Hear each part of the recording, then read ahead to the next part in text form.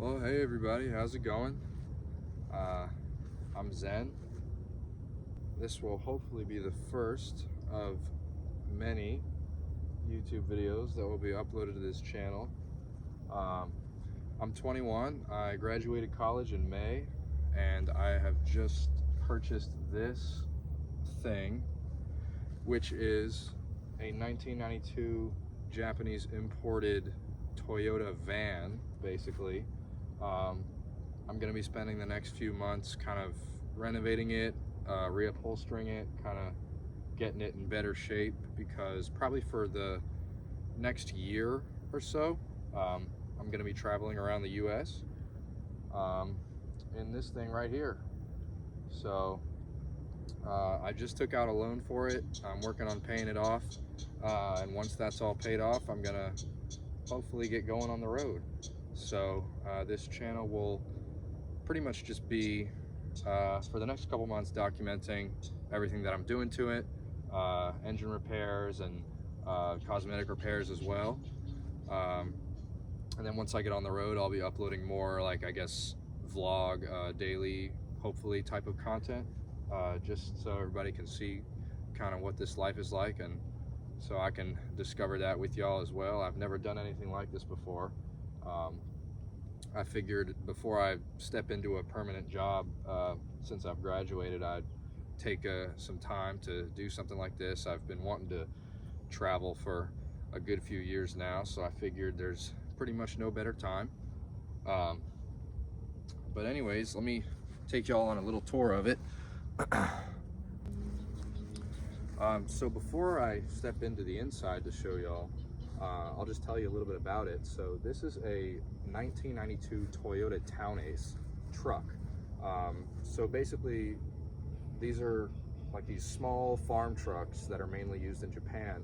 But what a lot of companies did is they bought them and put these fiberglass camper bodies on top of them, and it made for a really like compact, efficient, maneuverable little camper that was never made here in the US. So the reason I bought something like this particularly versus like a regular cargo van or something made here, well, for a couple of reasons. Most importantly is because I can stand up fully in this one. Anything here that I can do that with is a good bit more expensive, like those Ram ProMasters or the Mercedes Sprinter vans. I can fully stand up in this, being about 6 feet tall. Additionally, this is a 4-cylinder diesel engine with 4-wheel drive, which I think is pretty cool. It's also a Toyota with only about 70,000 miles. So I am expecting this to last me a pretty good while. I just have a little bit of maintenance plan to do to it before I get going on the road. But it's got a really nice combination of features that I just haven't really been able to find here. So I can stand up completely. It's got a sink, stove, toilet, shower, and it has 2 beds as well. And it's also, you know, with the 4-wheel drive and the diesel engine, it'll be hopefully a little bit easier to get off the road and do some cool exploration there. Not to mention that it's pretty good on gas. It gets about 20 miles to the gallon, which I will take for an RV. So yeah, let's take a tour of the inside. Before I step into the inside, actually, I did want to point out just a couple more features on the outside that I didn't talk about a few seconds ago. So the van actually has a shore power connection, which is very nice. I'll be able to use that at, you know, campsites and whatnot. Also, it does come with an awning. I think this is the factory awning. It's pretty beat up. It looks pretty old to me, but it works great. And the tarp is in really good shape. I've used it a few times now, and it's really a nice convenience to have.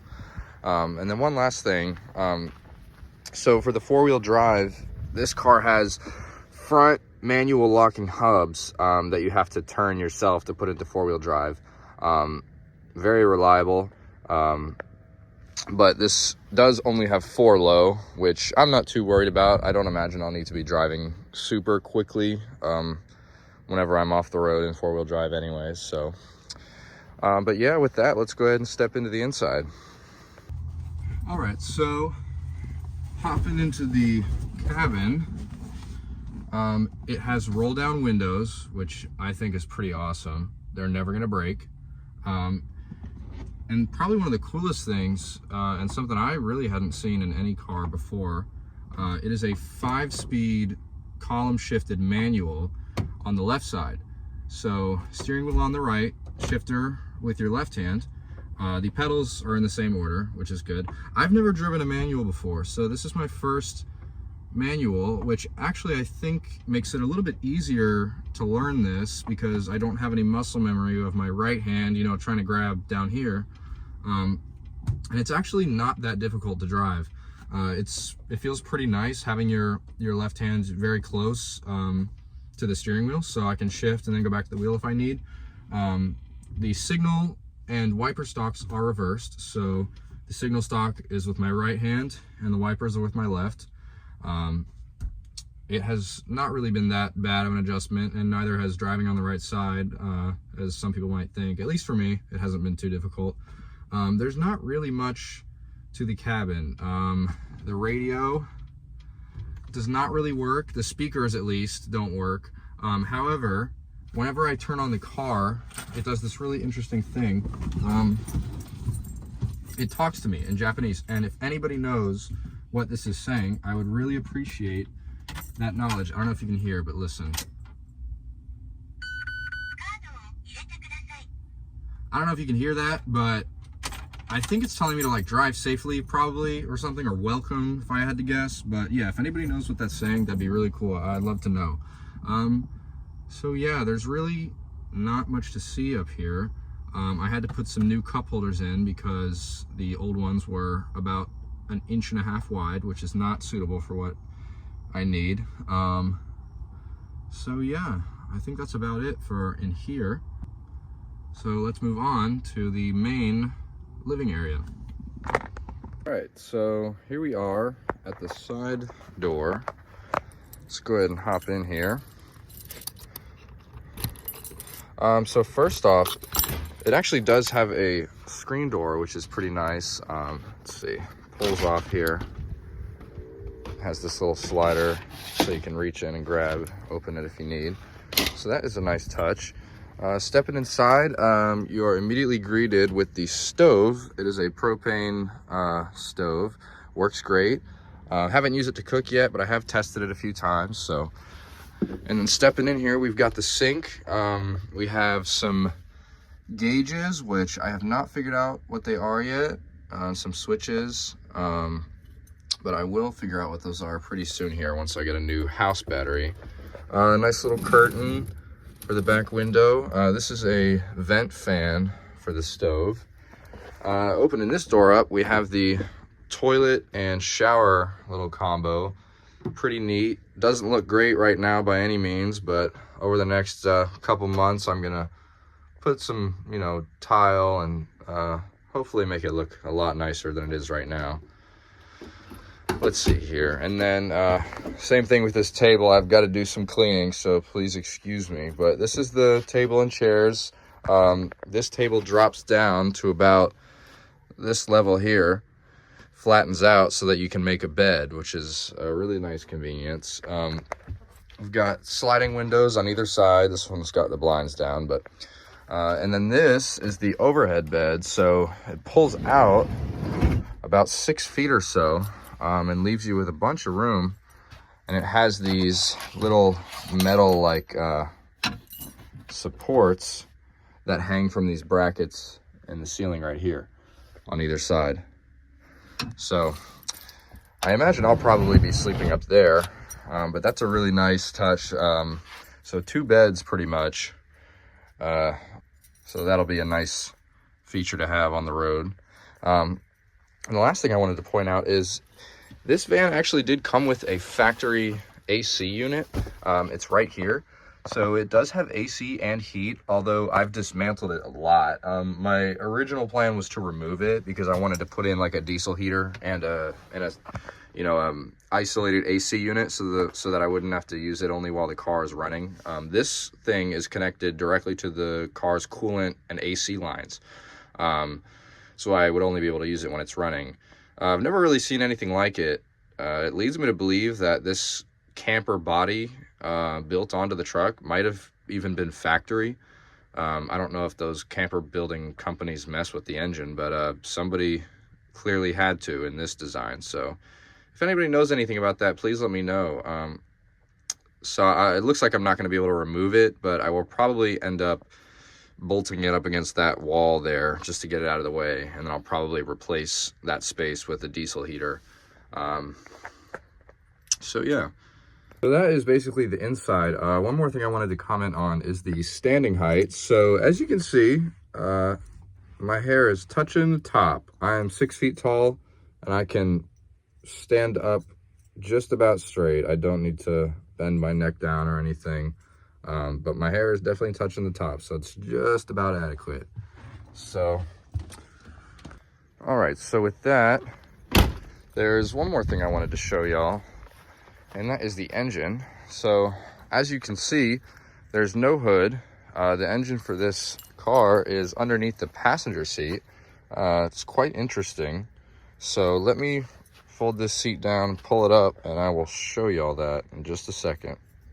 All right, so this is the engine.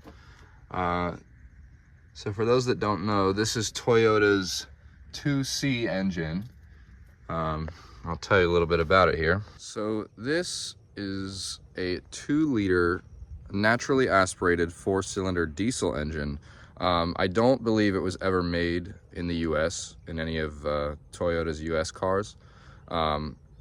But it makes about 73 horsepower, so it is not fast. This is actually probably the slowest thing I have and ever will drive. It's kind of ridiculous, actually.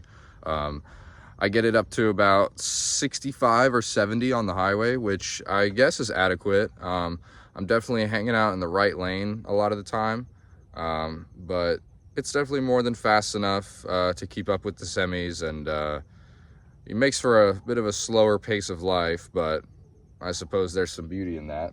But yeah, it's done really well. My dad and I drove to pick it up in Virginia, and drove it all the way back down to South Carolina, about 8.5 hours. No issues at all. So looking forward to doing a lot of driving with this thing. It's got about 70,000 miles, so I've ordered a timing belt and water pump that I'm gonna hopefully be able to put in myself. I've never done any work on a diesel before, much less a Japanese imported diesel, but I think I'll be able to make it work.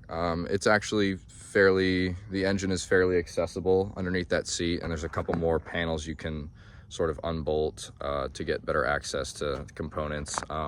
So yeah, I will most likely be making a video of that process of doing the timing belt water pump.